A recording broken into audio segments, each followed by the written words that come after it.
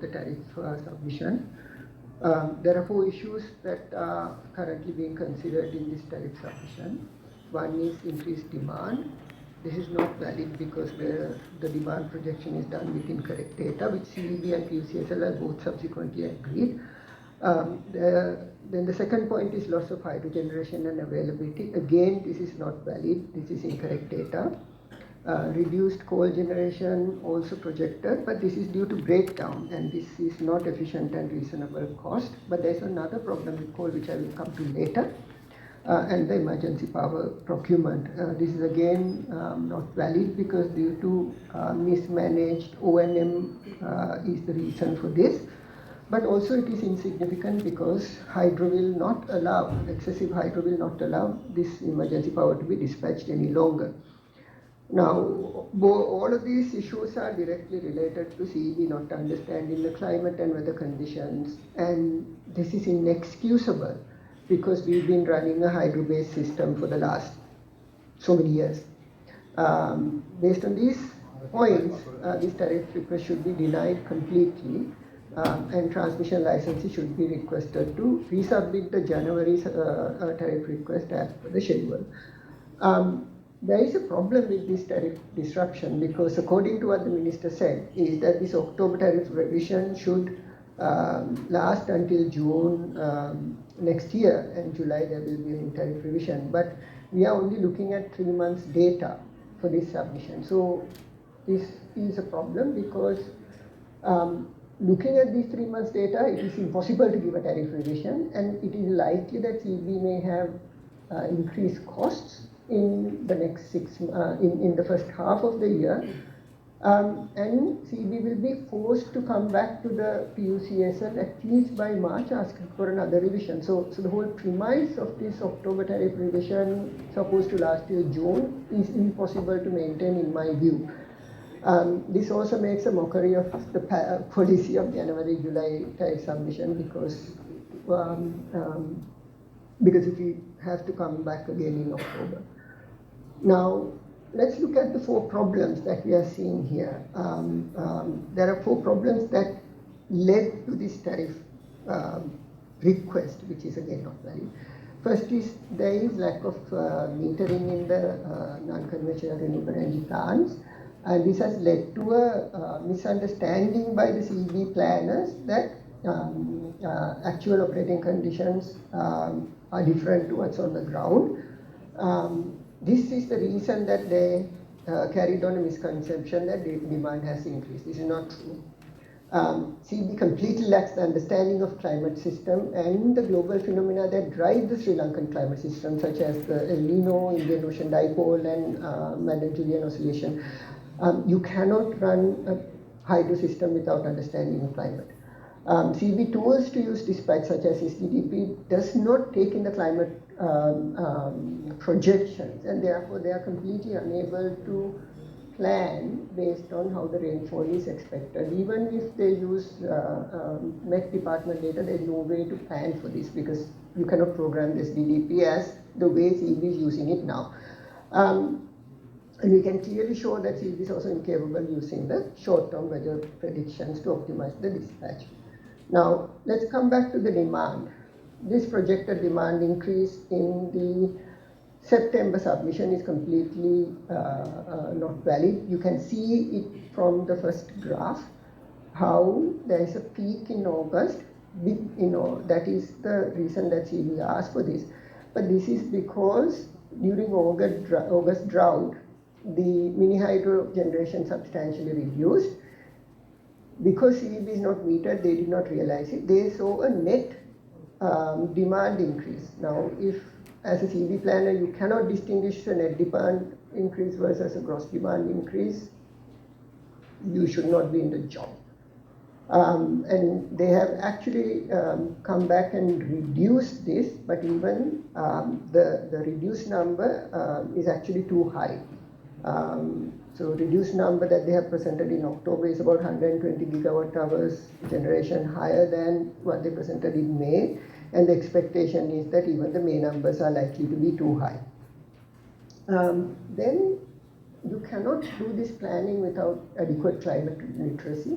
We knew El Nino conditions were going to prevail from February. El Nino depresses the southwest monsoon and increases northeast monsoon. So without knowing this, CB did their planning, and this was the problem in the May plan, September plan, as well as October plan. So if you don't know the basics of rainfall patterns in Sri Lanka, you should not be sitting and you cannot plan this, right?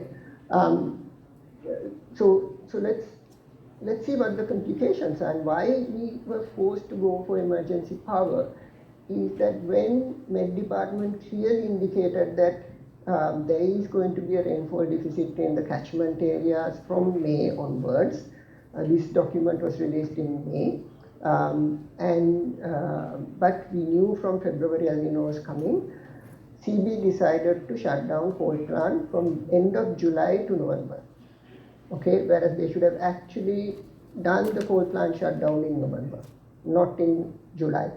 And that forced us to run huge amounts of oil-based power plants as well as to procure emergency power. So if instead of that we did not close the coal plant and move the 3-month shutdown all the way to November, then we would have not had to buy emergency power and we would have saved a lot of costs.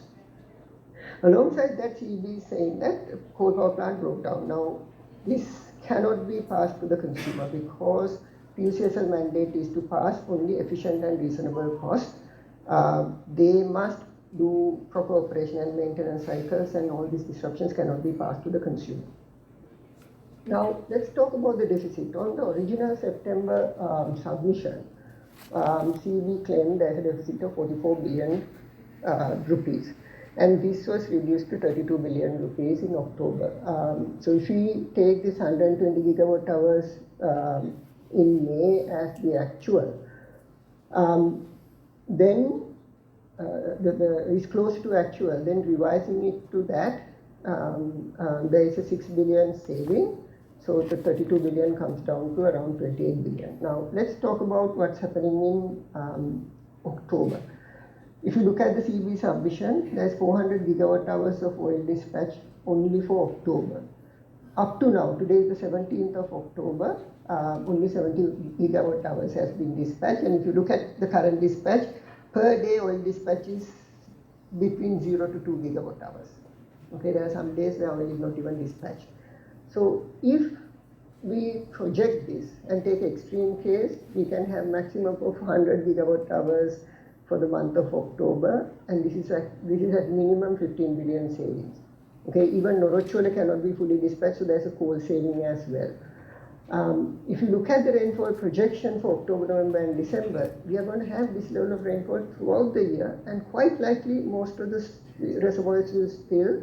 Kasarri, Mausakale, and Kotmale are close to spilling, likely spill in October, and Victoria, Randanigal, and Rantabe quite likely will spill in November.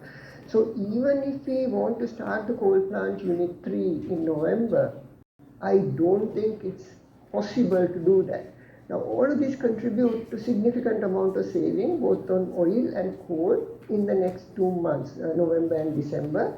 So instead of a deficit of 44 billion, we will probably sit with about 30 billion rupees in the plus in the current tariff. So there should not be a tariff. Here you can see the reservoir levels. All three, Kasarri, Mausakale, and Kotmale are 80 plus, some are close to 90. Victoria and Samanala is close to 50, and that is before the northeast monsoon, which brings rain to them. There's another problem. There is no proper merit order dispatch. Okay, you can see here October 3 how we have deloaded both coal and hydro to put more oil. You can see how much of oil has been dispatched even while plenty of hydro resources are available. And as you can clearly see, CE is deloading coal to run oil plants. This is a crime. This is not merit order dispatch, and I'm actually disappointed that PUCSL is not checking what's going on and taking action, because we are not obliged to pay for this.